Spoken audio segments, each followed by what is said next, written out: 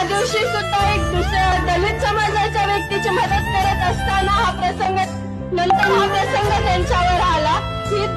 ही जी आग वेळ माझ्यावर किंवा माझ्या कुटुंबावर आहे, ही वेळ कोणत्याही दुसऱ्या कुटुंबावर येऊ नये याची मी म्हणजे आपण सर्व याची दक्षता घेऊ. आणि जसे काल आभाळ आलते, हा सूर्य झाकला होता, आज ऊन पडले, हा सूर्य आज आपल्याला आणखीन दिसतोय, पण माती आड गेलेले